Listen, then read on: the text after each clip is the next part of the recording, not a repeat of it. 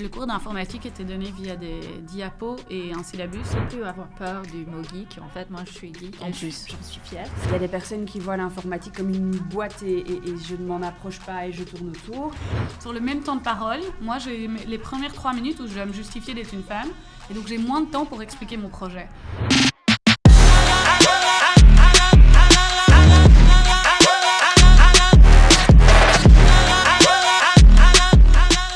Bienvenue pour ce nouvel épisode de Girl Squad, l'émission 100% féminine de Startup Vie. Alors Startup Vie, si tu ne le sais pas encore, c'est le média des entrepreneurs, c'est le média des start-upers. On raconte l'histoire des startups, on donne des clés, des outils, des astuces pour entreprendre si toi aussi tu le désires.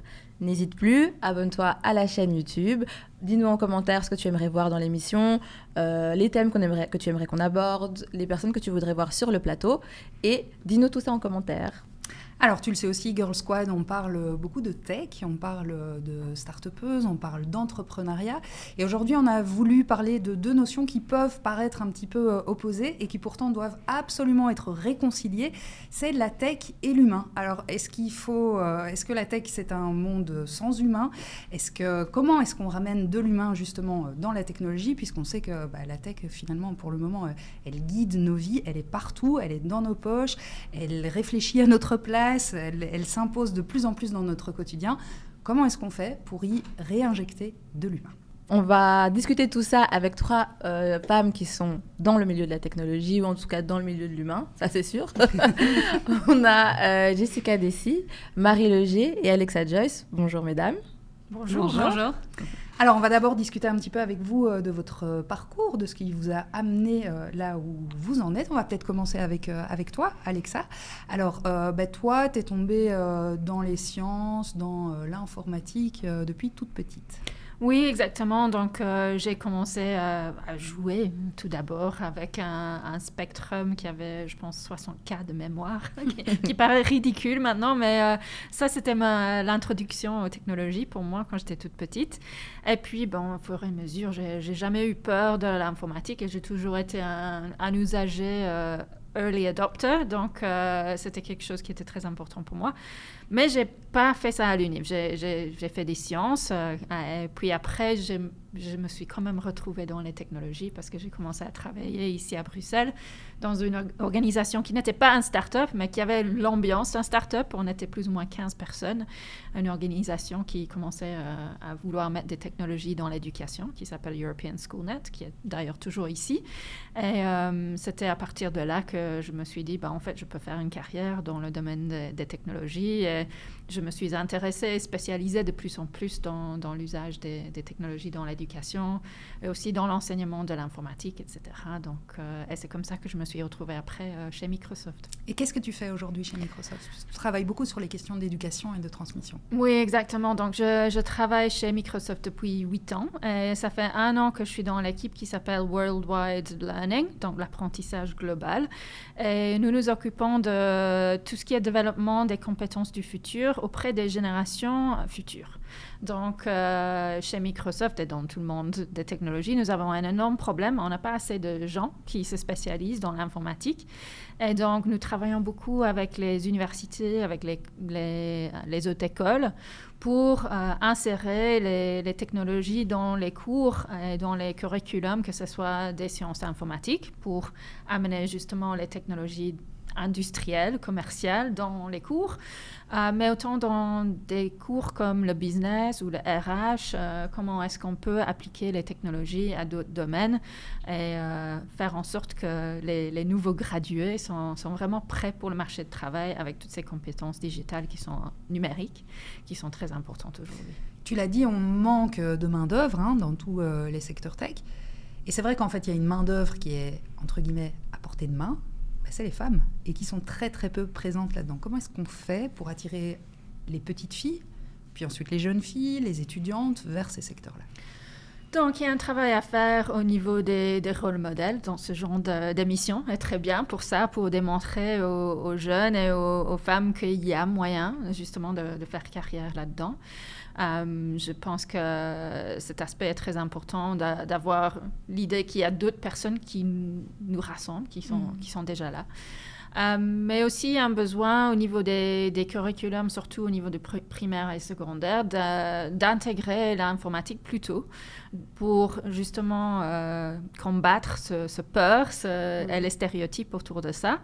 Et aussi de contextualiser plus les cours. Donc, pas seulement de donner des cours théoriques, mais d'amener des cas pratiques, des applications. Comment est-ce que l'informatique nous aide pour résoudre des questions de durabilité ou de comment rendre l'IA plus humain, plus égal, etc. Et l'intersection de ces questions sociaux avec l'informatique le rend plus attractif pour les jeunes, que ce soit les femmes, que ce soit aussi d'autres minorités qui sont traditionnellement exclues de l'informatique.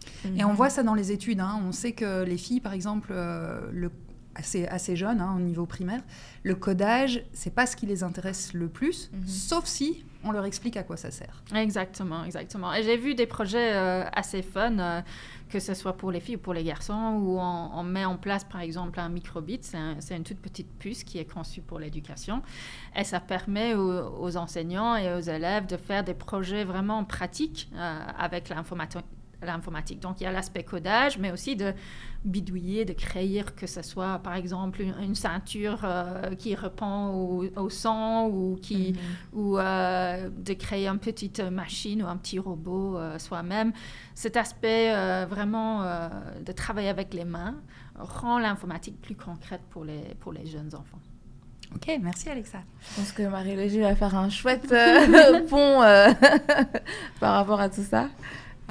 Quelle pression. Moi, je m'appelle Marie et j'ai cofondé la boîte qui s'appelle Better. Et donc, Better, ce que c'est une plateforme, une web app, pour être exact. Vu qu'on parle de tech, je vais utiliser les bons mots, qui met en relation des potentiels donateurs et des ASBL.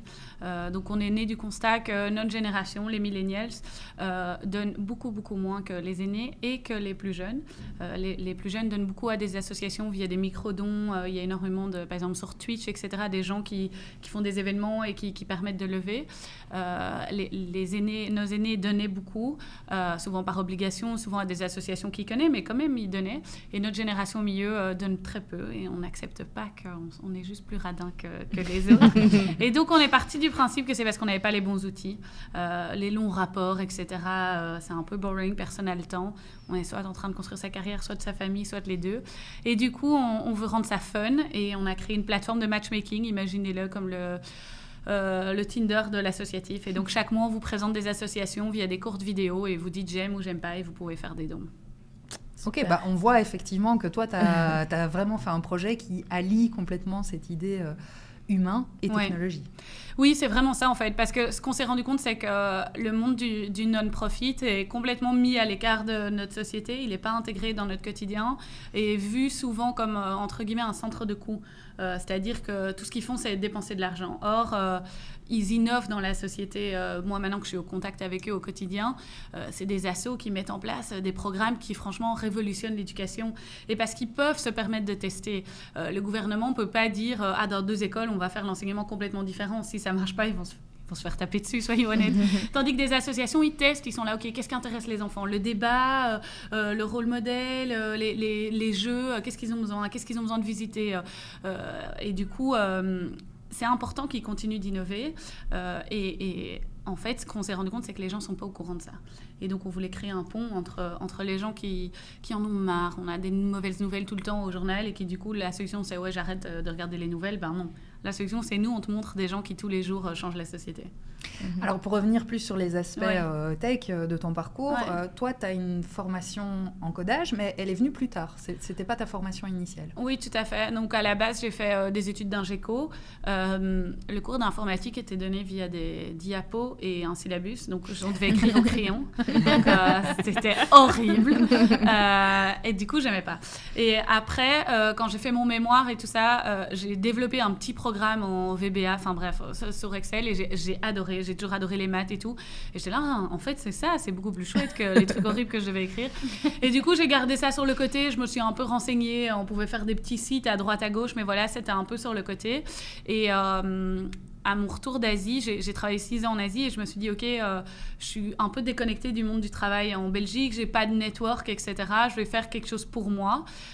Et j'avais vraiment envie de comprendre l'informatique. Je trouve qu'aujourd'hui, en tant qu'entrepreneur, sinon c'est un peu une black box. Les gens peuvent nous dire faire un site, ça coûte 20 000 € ou ça coûte 500 €. On ne sait pas ce qu'il y a derrière. C'est pas tangible.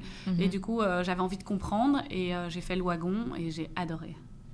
Et donc maintenant, je comprends. J'ai pas dit que je savais faire, mais je comprends. Le wagon, tu nous dis en 2 oui, mots en quoi pardon. ça consiste. Le wagon, c'est un bootcamp qui, en 9 semaines, t'apprend les bases du codage et t'apprends à coder via Ruby on Rails. C'est les bases, mais en fait, c'est une réflexion. Et ça te permet d'après te renseigner ou après parler à des gens dont c'est le métier qui, eux, peuvent t'apprendre de plus en plus si tu collabores avec eux. Et quand tu as créé Better, c'est comme ça que tu l'as utilisé, plutôt pour comprendre pour tout ce qui était de la structure de l'app, ou tu as directement mis les mains dedans et le wagon te donne les bases pour faire un MVP, donc un minimum viable product, donc quelque chose qui est clickable, qui fonctionne, mais pas. J'avais pas les bases pour faire des grosses bases de données, etc. Chez Better, on a quand même pas mal de. On doit prendre des paiements qui doivent pas aller sur notre compte, mais qui doivent aller sur le compte de l'association. On doit être très précis dans les noms, prénoms, vu qu'il y a des attestations fiscales. Il faut que ce soit exactement comme votre nom, prénom chez SPF Finance, des trucs comme ça. Et donc j'ai eu la chance d'avoir un co-founder qui est technique, qui lui sait faire tout ça. Par contre, ce qui est chouette, c'est qu'on peut parler le même langage. Et du coup, ça c'est chouette. Et puis moi, j'ai tout à fait les bases pour faire toutes les landing pages quand on fait des campagnes et des choses comme ça. Donc ça permet quand même chacun d'avancer de son côté. Ok, super. Parfait. Jessica, on va peut-être faire un petit peu le tour. Voilà. Toi, quelle est ton activité professionnelle aujourd'hui et comment est-ce que tu en es arrivée là ? D'accord.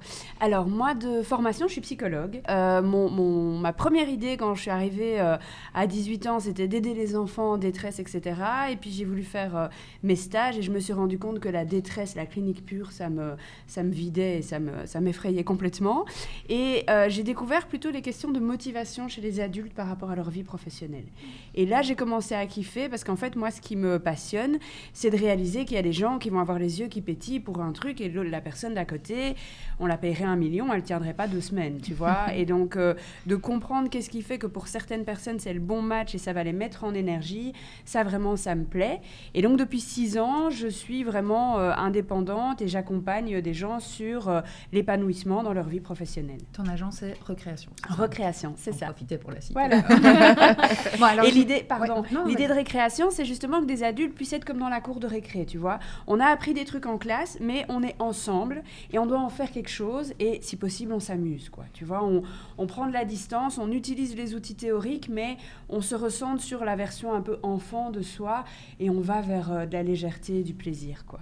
Alors, j'imagine que dans les gens que tu rencontres et qui viennent te voir pour justement essayer de réimaginer leur avenir professionnel, les questions technologiques, elles viennent assez souvent, puisque c'est quelque chose qui est de plus en plus demandé partout. Comment est-ce que c'est abordé, notamment par les femmes ? Est-ce qu'elles l'abordent de la même façon que les hommes, d'abord ? Alors, pas forcément. Un peu comme tu disais, je pense qu'il y a parfois des craintes et des représentations que les femmes ont. Et je vois quand même aussi une différence dans les générations, on va pas se mentir. Il y a des personnes qui voient l'informatique comme une boîte et je ne m'en approche pas et je tourne autour. Et puis, il y a des personnes qui vont plus facilement se dire « je vais rien casser, j'essaye et on verra ce que ça donne ». Et ça, pour moi, c'est déjà une grosse différence entre les approches de « j'ai des personnes qui vont me dire, par exemple, j'ai besoin de suivre un cours, j'ai besoin qu'on m'apporte de l'extérieur l'information », et puis des gens qui vont entrer dans un moteur de recherche et chercher à faire par eux-mêmes. Mais du coup, effectivement, le rapport que les gens ont avec l'informatique va être une des conditions, ou en tout cas un des critères vers qu'est-ce qui est possible ou pas dans leur orientation professionnelle. Parce que si les gens sont complètement effrayés ou allergiques, ça ferme certaines portes, clairement. Pourtant, il y a de plus en plus de structures. On parlait des bootcamps du wagon, mais il y en a plein. On pourrait parler d'Interface 3 qui travaille uniquement avec des publics de femmes. Enfin, voilà, il y a des structures, il y en a plein. Est-ce que les femmes ont peur d'aller vers ces structures-là ? Je pense qu'il y a d'abord une première étape en termes d'état d'esprit, de se dire c'est possible et j'ai ma place là-bas. La peur, elle vient après de est-ce qu'au niveau technique c'est compliqué, etc. Mais d'abord, pour moi, c'est une question de représentativité. Tout ce que j'ai vu, entendu, etc. Ne me ressemble pas dans cet univers-là. Et quand les femmes ont des points d'accroche dans lesquels elles peuvent se projeter, ou effectivement qu'il y a au travers d'une application concrète quelque chose où c'est « Ah, mais en fait ça c'est de l'informatique. Ah, mais ça je fais !» ah, mais en fait, alors ça va.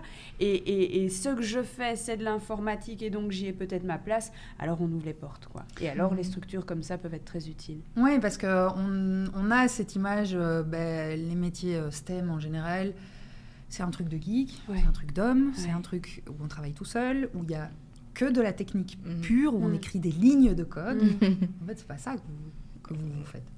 Non. Non, c'est ça. Même dans des structures parce que voilà, quand on connaît pas, on se dit bah oui, Microsoft c'est effectivement juste de la tech pure et on imagine plein de geeks derrière un ordinateur en train d'avoir aucune Petite usine de geek. voilà, une petite usine de geeks avec des bureaux fermés. Bon là j'exagère un peu, mais c'est un peu ce qu'on peut se dire et en fait au contraire il y a pas que ça et la dimension humaine est très importante. Je voulais aussi demander par rapport au fonctionnement interne, donc à la dynamique de travail, etc., entre collègues ou dans une équipe. Est-ce que tu es face aussi tu es dans une entreprise qui considère aussi que l'humain qui travaille au cœur de l'entreprise est important, avec surtout des énormes structures comme ça? Oui, c'est une super bonne question. Tout d'abord, je pense qu'il ne faut plus avoir peur du mot geek. En fait, moi, je suis geek. En plus. J'en suis fière. C'est vrai. C'est les geeks qui font tout maintenant. Donc, c'est vrai. quelque chose que je pense aussi les générations plus jeunes n'ont plus peur de ce mot, justement, comme peut-être mes parents ou moi plus jeune. Mais par rapport à la question de l'humanité dans une grande structure, en fait, je pense qu'il y a plusieurs choses. Tout d'abord, même dans une très, très grande boîte internationale, en fait, l'important, c'est d'être entrepreneurial, c'est d'avoir des idées, de pouvoir pousser ces idées, de pouvoir rallier des gens et des investissements, de retrouver des fonds pour faire quelque chose. En fait, même si je suis dans une énorme boîte américaine, je passe beaucoup de ma journée d'aller convaincre les gens qu'on doit faire quelque chose ensemble. Donc, je pense que cet aspect entrepreneurial, que ce soit un PME ou une grande entreprise, est assez similaire.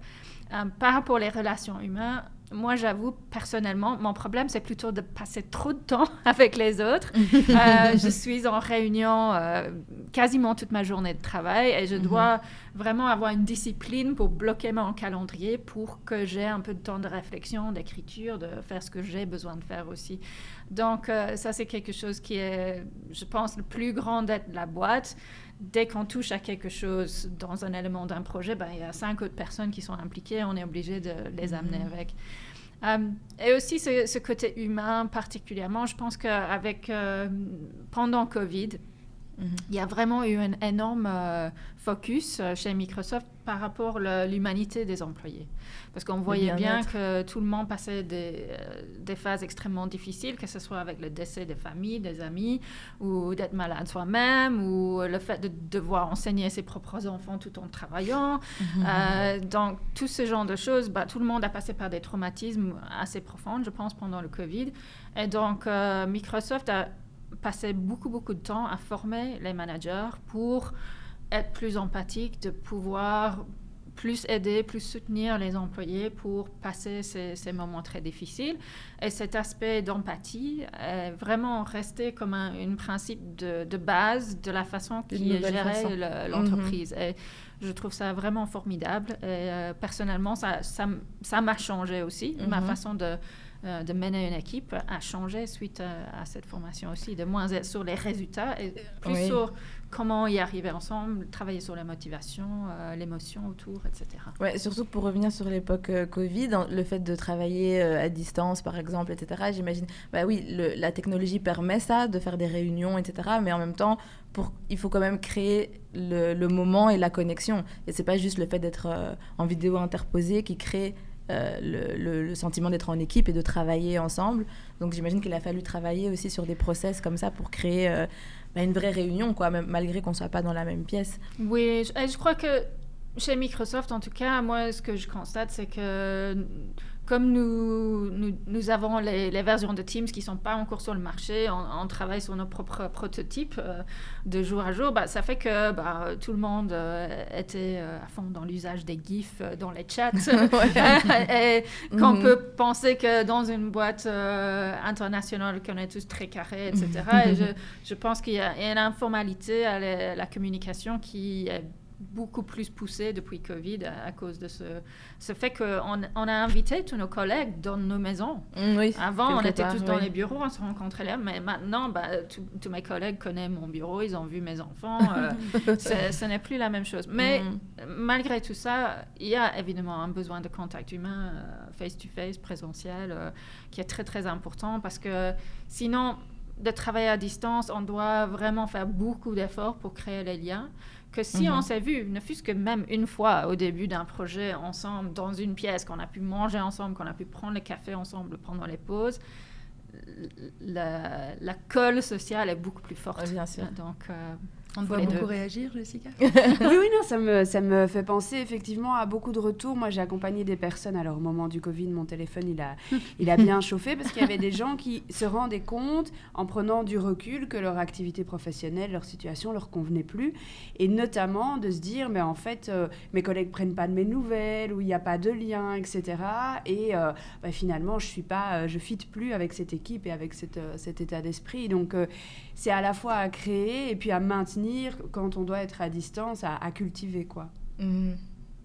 Marie, toi, par rapport à ton projet, ou non pas de toute la société maintenant, là, c'est vraiment la technologie au service de l'humain, typiquement. Est-ce que tu penses que... Donc là, ça nous aide vraiment, mais est-ce que tu penses qu'il y a des moments ou des endroits où c'est un peu retourné, où la technologie, finalement, prend trop de place et annule un peu le côté humain de... Je pense que... non, pour être honnête. Parce que c'est quand nous, on devient un peu paresseux. C'est quand... je pense que personne développe une technologie pour la technologie. Ou certains, mais c'est vraiment des rares exceptions. Souvent, ça va être, OK, on va développer une app, ça va permettre de faire ça. Et le faire ça est jamais plus de technologie. Personne ne fait même de l'IA pour de l'IA. Le but est... qu'est-ce que ça peut apporter à la société ou à l'humain et faciliter sa vie. Là où on est devenu paresseux, c'est que, si je vais caricaturer, on quitte le boulot, on commande son Uber Eats, on ne dit pas bonjour à la personne qui nous amène le Uber Eats, c'est juste pas OK. Mais en fait, c'était pas OK sans la technologie non plus. Aller commander son sandwich le midi et rester au téléphone et pas dire bonjour à la dame qui présente son sandwich ou le monsieur, c'est pas OK non plus. Et en fait, utiliser la technologie comme excuse en disant « ouais, je parle plus à personne, j'ai plus le temps », en fait, c'est pas OK, mais c'était pas OK avant non plus. Et je pense que voilà, c'est la même chose aux caisses automatiques des supermarchés. Il y a de la technologie, mais il faut remettre l'humain au centre et il faut remettre ce qui est important pour nous. La technologie va nous donner beaucoup plus de temps et valorisons le temps qu'on a en soyant plus humains et attentifs aux autres. Oh, c'est joli. Ça donne envie d'écrire des piments. Donc, c'est le moment, c'est l'instant de la phrase, je pense, du quote, de la citation, de la phrase qui vous a inspiré dans votre parcours ou d'un cliché que vous avez entendu dans votre parcours professionnel de femmes entrepreneurs et de femmes dans la tech. Dites-nous. Écrivez-le et puis vous pouvez Donc, les mettre positif ou négatif. Oui, ça peut être les deux. OK.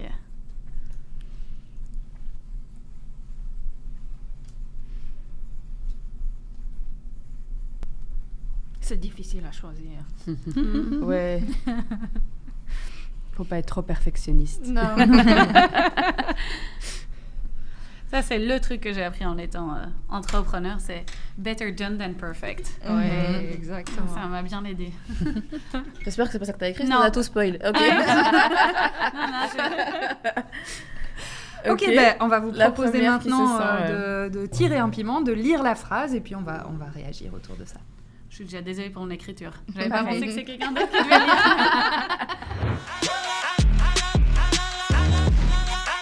Donc c'est le tien. Non. Mieux vaut fait que parfait. Voilà. C'est pas le mien. C'est exactement justement ce que je pensais. Voilà. Je suis désolée. Au moins, on est aligné. Oui, c'est ça. Bah, c'est comme la phrase aussi, comme on dit, le parfait est l'ennemi du bien. Ouais, aussi. ouais. Donc, je pense que c'est toujours tentant à faire de mieux en mieux, mais en fait, il faut envoyer.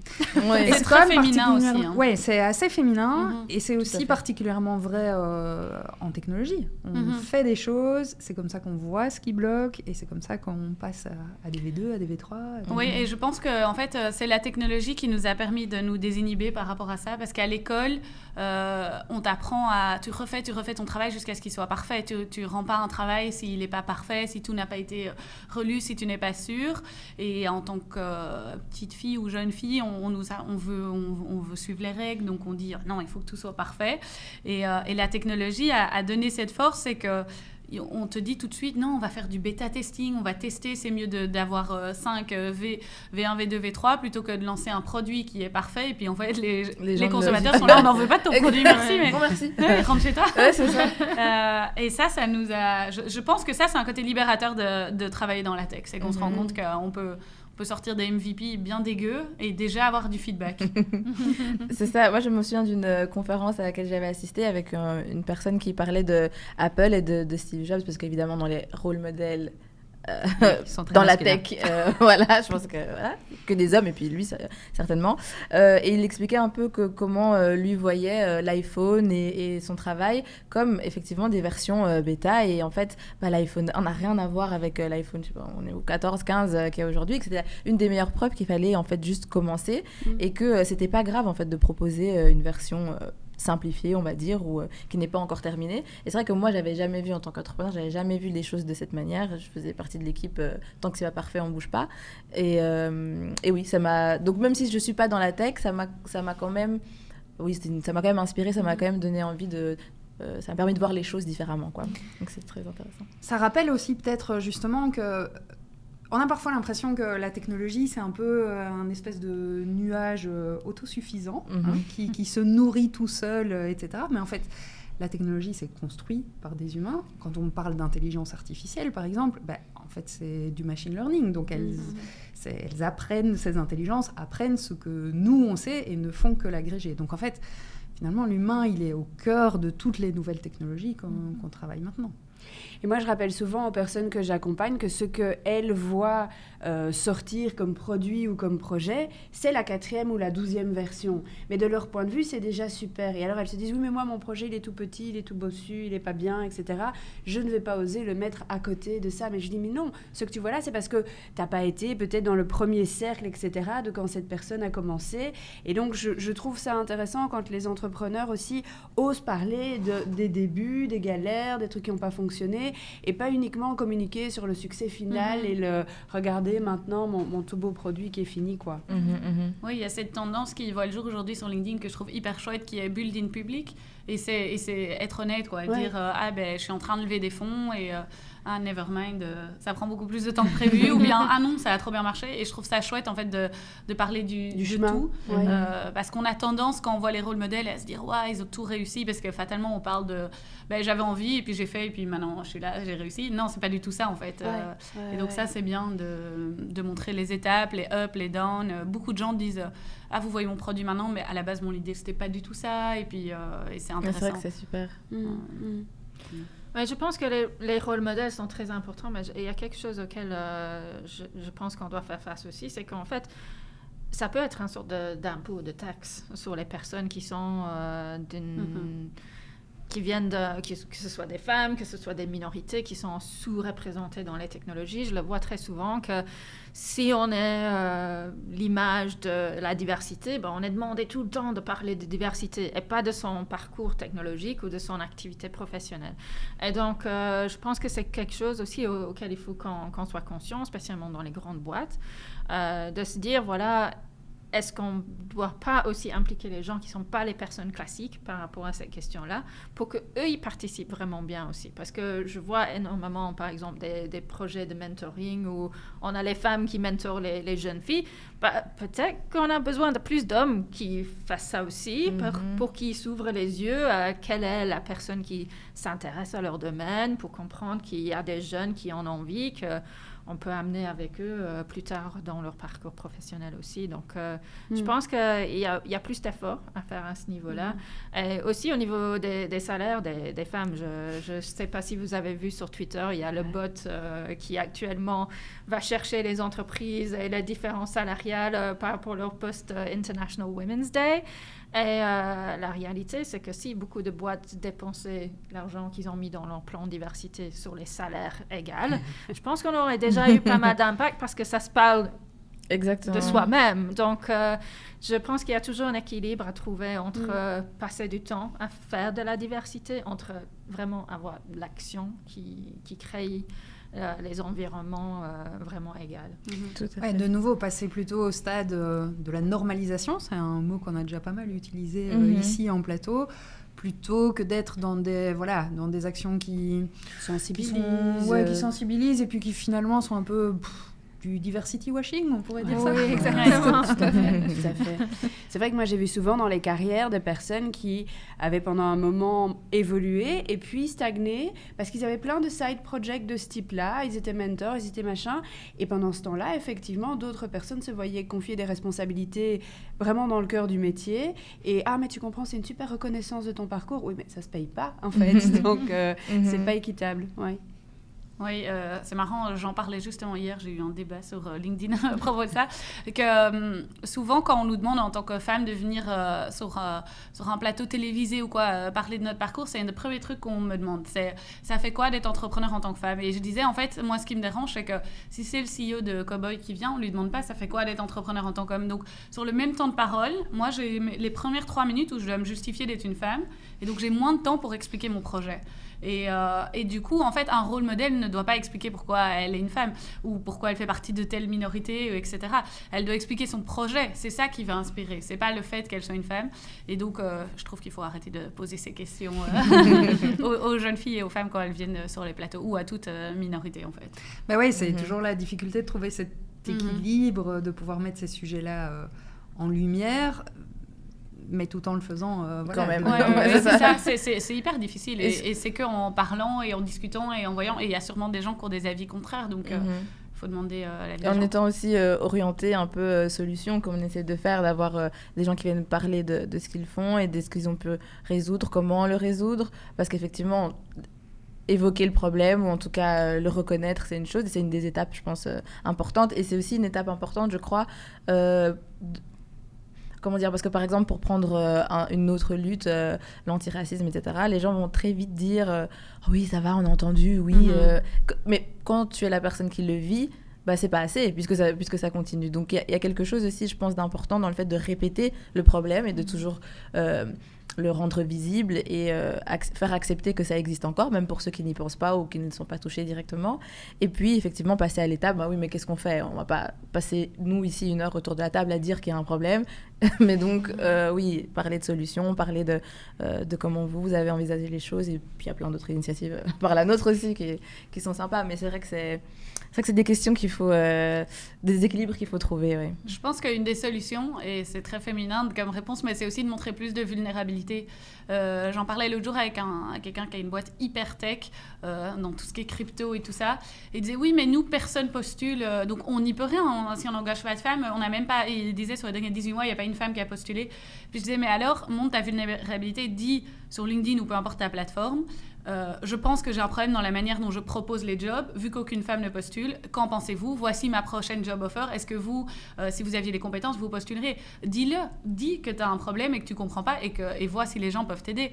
Il y a des experts ou des femmes qui seraient peut-être ravis de donner leur avis. Au lieu de dire « elles ne postulent pas », de nouveau, c'est de la faute des femmes ou des minorités. Dis « je ne comprends pas, je dois faire quelque chose de travers ». Et là, est-ce qu'il n'y a pas quelque chose, justement, en même temps de très masculin et en même temps de très tech, de vouloir montrer que voilà, nous on est sérieux ici, nous on maîtrise. Ouais, sauf qu'il n'y a pas le résultat. Oui, ah oui, il y a un problème. C'est bien d'envoyer des bouquets de fleurs aux 3 femmes de la boîte. Mais... mais je pense aussi c'est encore cette question de formation qui revient. Ouais. Tous les bootcamps, etc. Il y en a plein des bootcamps pour les femmes. C'est assez simple, aller faire un partenariat avec un bootcamp et de se dire, voilà, je vais prendre 5 de vos gradués par an et on va les mettre, même si elles ne connaissent pas encore le crypto, par exemple, on va les mettre sur le début des projets pour comprendre, pour développer justement les compétences là-dedans. Et je pense que quand nous regardons les budgets formation chez les entreprises en général, les budgets formation, ils ont eu tendance de dégringoler d'année en année. Et il y a une responsabilité aussi des entreprises de travailler avec les écoles, de travailler avec les autres écoles, avec les bootcamps, avec tous les là où Ce se trouvent dispositif. les personnes qui en ont envie, qui débutent dans l'informatique et qui ont besoin d'un job en plus. Donc, il y a les moyens, mais il faut faire le pas d'avant et pas juste poster un job sur LinkedIn ou sur le site de l'entreprise. Oui, il y a encore toute la question, effectivement, des gens qui veulent vraiment changer les choses et pas cocher des cases en se disant, voilà, ok, bon, on a une femme, ça c'est bon, on a... donc après, c'est ça. Et puis de se dire, on en a une, elle a trouvé le chemin, bon, bah alors c'est que les autres voulaient pas venir. C'est ça. On va Quelqu'un peut-être Ouais. passer un petit piment. Les femmes ne sont pas assez logiques pour travailler dans le tech. Paf. Ça, c'est Camille. Tu balances. Ouais, mais tu peux. Des choses que Oui, tu as entendues. effectivement, je pense qu'il y a quand même cette idée que les filles sont littéraires, les garçons sont mathématiques, scientifiques, logiques. Et je crois que c'est une représentation qui pèse quand même très fort sur les filles, mais aussi sur les femmes. Donc ça veut dire que ça pèse très tôt. On sait que dans les études PISA, les compétences mathématiques des petites filles en primaire sont équivalentes à celles des garçons. La bascule se fait quand même assez vite, avant les études supérieures, et que travailler là-dessus permettrait de pouvoir amener plus de diversité après dans les milieux de la tech. Est-ce que c'est quelque chose que toi tu constates Je pense effectivement que dans les freins que les personnes vont se mettre par rapport à aller vers ces univers-là, il y a ce que tu as toujours entendu dire sur toi. Donc si on te dit que tu as deux mains gauches, que tu sais pas faire un créneau, que ceci, que cela, à un moment quand même c'est dur de lutter et d'être imperméable à ce genre de discours. Et effectivement, pour caricaturer, on t'a pas mis des Lego techniques dans les bras, ou tu as pas approché un jeu vidéo et t'as regardé de loin ce que c'était. Et du coup, tout l'objet, tout l'univers même autour, on parlait du geek tout à l'heure, je pense que ça évolue avec les générations, mais pour des personnes qui ont peut-être au-delà de 35-40 ans, ça peut être quelque chose où on se dit ça n'est pas pour moi. Et dans la phrase, moi, ce que je trouve intéressant, c'est logique et tech. Qu'est-ce que c'est la logique finalement ? Qu'est-ce que les gens mettent derrière ce terme-là ? Je discutais avec une personne hier qui me disait moi, en fait, l'organisation, je suis maman de 4 enfants, donc ça va, j'ai rien à apprendre là-dessus. Et là, elle est sûre de sa compétence, elle est complètement affirmée, ça lui semble évident. Et en fait, parfois, c'est les mots qu'on emploie simplement qui sont cadrés dans un lexique et qui, du coup, ne rentrent pas dans un autre, je pense. Oui, non, ça, je pense que c'est vrai. J'en parlais justement avec quelqu'un qui doit transformer des textes juridiques, les simplifier pour que quelqu'un d'autre puisse le coder, et donc tout diviser en binaire. C'est oui ou c'est non, quoi.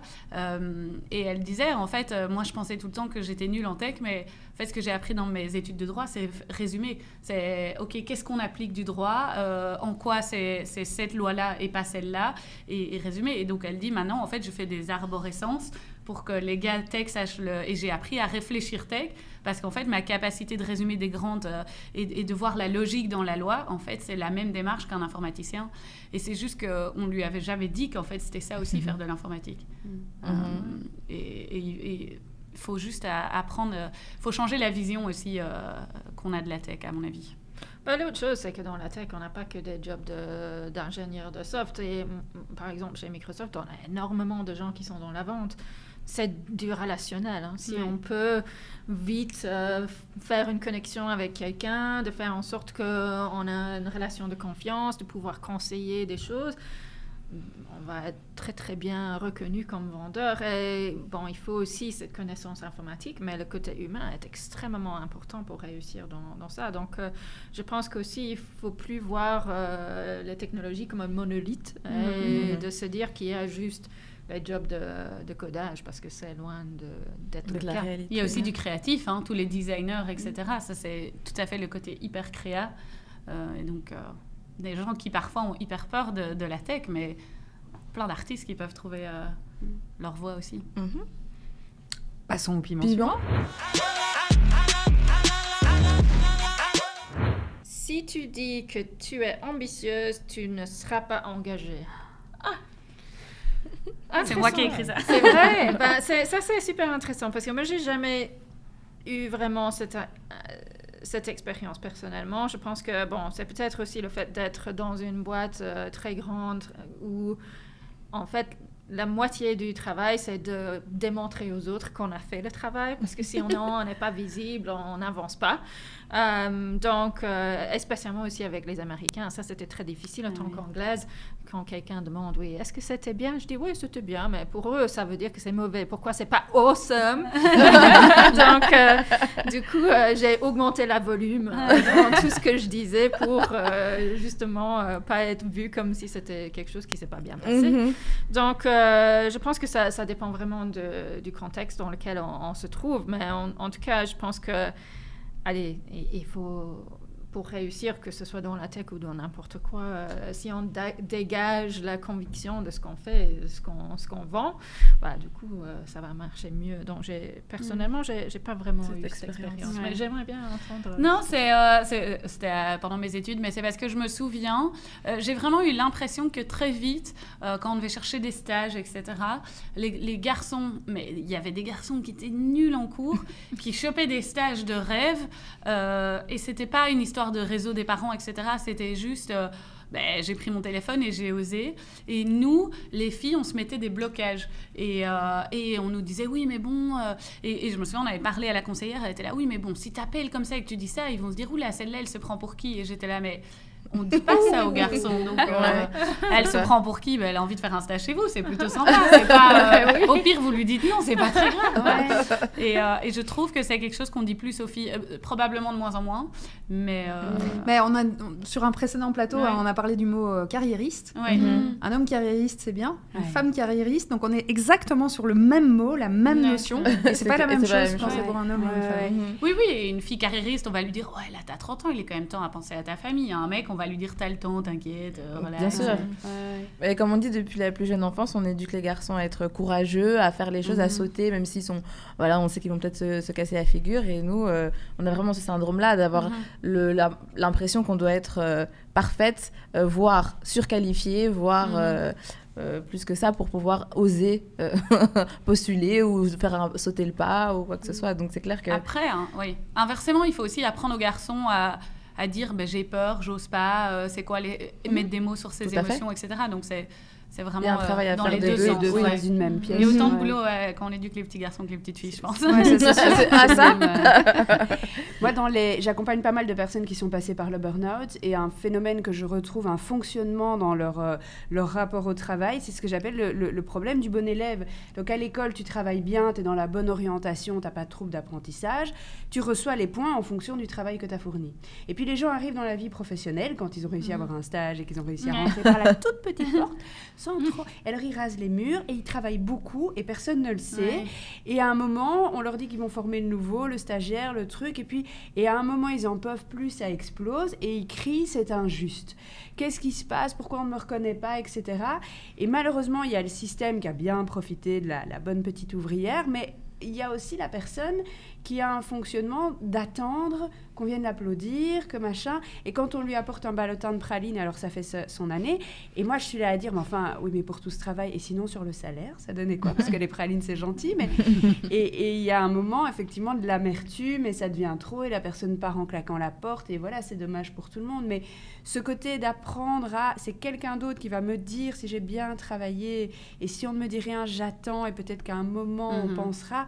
Ça, les gens finissent par dépérir, quoi. Mais je crois aussi, par rapport à toutes ces questions de burn-out, il y a une question aussi de bien lier ce qu'on fait avec le besoin du projet. Donc, personnellement, j'ai jamais eu de burn-out, mais je suis passée pas loin quand j'étais assez jeune, je crois. Et ce que je n'avais pas compris, c'est pas le temps qu'on passe au travail qui est important, c'est pas les heures. En fait, c'est vraiment de regarder qu'est-ce qui est la stratégie, où est-ce que je peux avoir plus d'impact en faisant limite moins. Et comment est-ce que je peux quand même briller malgré le fait que je suis pas en train de me tuer en faisant des 12 heures par jour. Et ça, c'est vraiment... même Bill Gates avait dit, il préfère un codeur paresseux que quelqu'un qui... Ouais, voilà. Donc, parce que ça force à réfléchir d'une façon...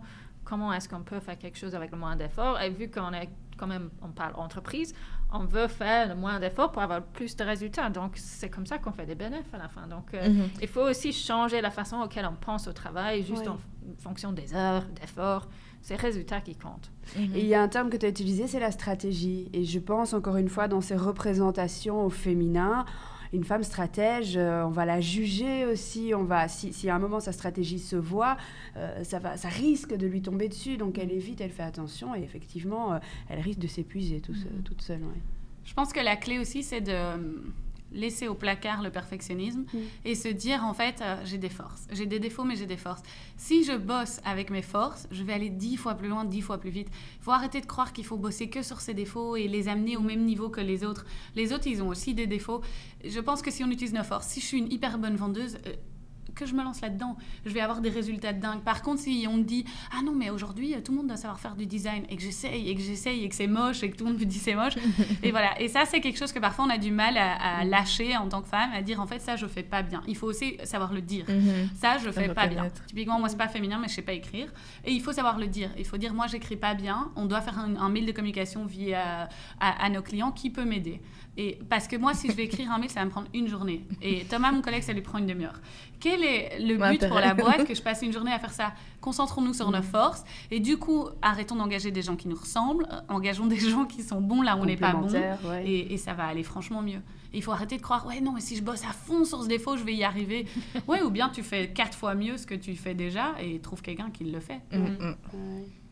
On va se faire un dernier piment, puisque après, on va être un petit peu court. Donc, allons-y, un tout dernier piment.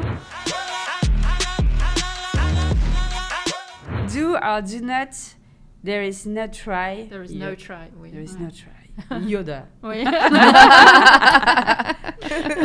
C'est ce qui était dans la... It was the leitmotiv of Elizabeth Holmes.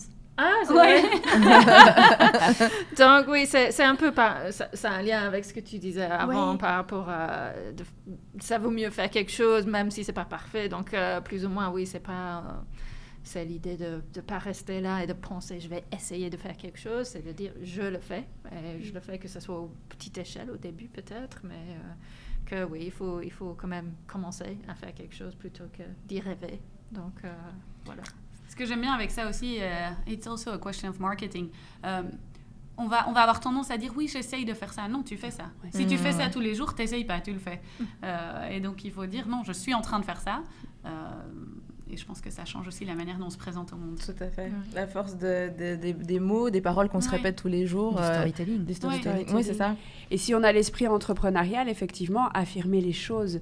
Je pense que pour moi, c'est un des critères quand j'ai des personnes qui me disent j'ai une idée, mais alors vraiment parler aux gens, je déteste ça, me mettre en avant, ça me fait trop peur. Alors il faut trouver un partenariat et un associé complémentaire parce que ça fait partie du boulot à un moment d'aller défendre son projet et d'avoir, d'assumer que c'était peut-être pas la bonne version, mais on avait cette intention-là, on a réussi à développer ça et d'utiliser des termes. Et moi, j'entends tout le temps les femmes parler de leur petite affaire, de leur petite activité, petit business. Et on retient juste l'aspect poupée, quoi. Oui, c'est ça. Moi, j'avais un peu ça aussi quand je me suis lancée. J'étais seule au tout début. Et après quelques mois, il y a un ami à moi qui m'a rejoint, qui est devenu mon associé. Et en fait, je l'ai vraiment utilisé comme couverture pour tout et n'importe quoi. J'adorais dire « on ». J'étais vraiment accrochée parce que ça prenait un peu plus d'ampleur, parce qu'on devait demander un prêt, etc. Et je me sentais hyper rassurée d'avoir quelqu'un et d'avoir un homme à mes côtés. Et donc, et une fois que... Et puis, il est parti. Bref. Je vais pas faire de commentaires en plus de ça. Mais il est parti. Et donc, après un an, je crois, quelque chose comme ça.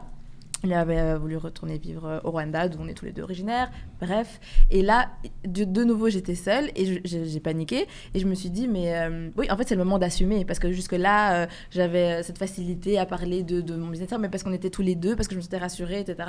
Et une fois qu'il est parti, j'ai dit, ah ouais, je dois assumer toute seule. Donc, si c'est bien, c'est super. Mais si ça foire ou ce qui ne va pas, je pourrais pas dire, ça y va, je pense que vous avez écrit ce mail. Donc, tout ça, il va falloir que j'assume. Et ça m'a demandé de beaucoup travailler sur moi, etc. etc. Et de vraiment voir les choses comme tu le dis. Écoute, bon, il y a des choses qui vont pas être faciles, je vais les déléguer, je vais trouver quelqu'un qui va le faire, exclusivement ça. Et d'ailleurs, plus en associé, mais quelqu'un qui va venir juste remplir ces fonctions-là. Et moi, je vais me concentrer sur ce que je fais bien et je vais assumer, en fait, comme une grande. Et je pense que ces questions de confiance en soi sont extrêmement importantes, spécialement si on veut être entrepreneur. Et j'avais une amie à l'université qui me disait quand elle était nerveuse, elle se disait « I am the queen ». Et tu rentres dans la pièce « I am the queen ». Et moi, je pense aussi souvent à cette phrase, spécialement si je dois faire un keynote ou quelque chose, ou traverser toute une étape toute seule avec les grandes lumières. Je pense « I am the queen ». C'est normal. Eh ben, ça va nous faire une super conclusion. On va vous proposer, pour terminer l'émission ici, de trinquer à toutes les queens qu'on connaît. Alors, ce que je vous propose, une par personne. Une par personne, c'est déjà pas mal. Ce que je vous propose, c'est de réfléchir effectivement à une femme qui vous a inspiré. Alors, ça peut être une femme de votre entourage qu'on pourrait éventuellement inviter sur le plateau, ou bien ça peut être tout à fait quelqu'un d'autre. Vas-y, Marie, si t'as une idée, on va chaque fois boire un coup à... Ok. Moi, j'avais envie de trinquer à Clémence Brown, il faut que vous l'invitez, qui a lancé le réseau Hors Normes, fait des liens entre entrepreneurs. Et en fait, c'est hyper chouette quand on est une femme qui entreprend de ne pas être seule et d'avoir une tribu avec soi quand on fait des trucs. Eh bien, Clémence, attends notre invite. Absolument. À Clémence. À Clémence. Alexa, tu as quelqu'un à qui tu penses ? J'ai quelqu'un, et c'est aussi quelqu'un qui, elle habite ici en Belgique, mais c'est, en fait, elle s'appelle Elena Bonfiglioli, c'est une personne qui travaille aussi chez Microsoft, mais c'est une des personnes que j'ai rencontrées qui était directrice. Et je l'ai vue avoir ses enfants, et en même temps d'avoir un grand job et de voyager tout le temps, et je me suis dit, en fait, c'est possible, il n'y a pas de frein à faire ça. Et elle était aussi d'une façon, elle arrivait dans des réunions, elle était toujours un peu différente des autres personnes de la Commission européenne, etc., qui étaient tous un peu vieux et masculins. Et, donc oui, c'est une des personnes qui m'a fait sentir que c'était possible d'aller dans ce monde-là. Ah, trop bien. Son prénom, c'est Elena. Oui. Et pour toi, Jessica ? Alors après, Elena, moi, je voudrais qu'on trinque à Hélène Feuillat, qui est une coach avec qui je me suis formée il y a 15 ans. Et elle s'est lancée directement dans son activité. Et moi, j'ai mis 8 ans à me dire « Non, c'est pas possible, l'entrepreneuriat, c'est pas pour moi, je m'y retrouve pas, etc. » Et on s'est recroisés un jour par hasard et on a mangé ensemble à midi. Elle m'a dit « Mais comment ça se fait que t'es pas encore en activité ? Enfin, qu'est-ce que t'attends ?» Et j'ai dit « Mais oui, mais c'est pas mon truc. » Et en fait... En 1 heure, je suis sortie et j'ai dit tout bas, je suis coach. Mais vraiment. Et depuis, voilà, je ne me suis plus arrêtée, mais il a fallu ce retour, effectivement, d'une femme, parce que dans le milieu où moi je m'étais formée, je voyais des gens qui ressemblaient à Georges Clooney et ce n'était pas moi. Et donc, je cherchais quelque part cette représentativité et elle m'a beaucoup amenée d'enthousiasme. Et si elle voit que je trinque à elle avec de l'eau, elle va râler. Mais, mais moi, à chaque émission, je souffre. Mais Hélène. Et ben voilà, ça conclut cette émission. On vous remercie de l'avoir regardée. N'oubliez pas de vous abonner à notre chaîne Startup Vie. Il y aura d'autres Girl Squad qui vont suivre. On vous attend dans les commentaires pour toutes vos idées de thématiques, d'émissions. C'est là pour ça. Merci beaucoup de nous avoir suivis. à bientôt. Au revoir. Au revoir. Merci. C'est marrant, c'est ma coach Hélène Feuillat. C'est vrai. Excellent. Le monde est tout petit.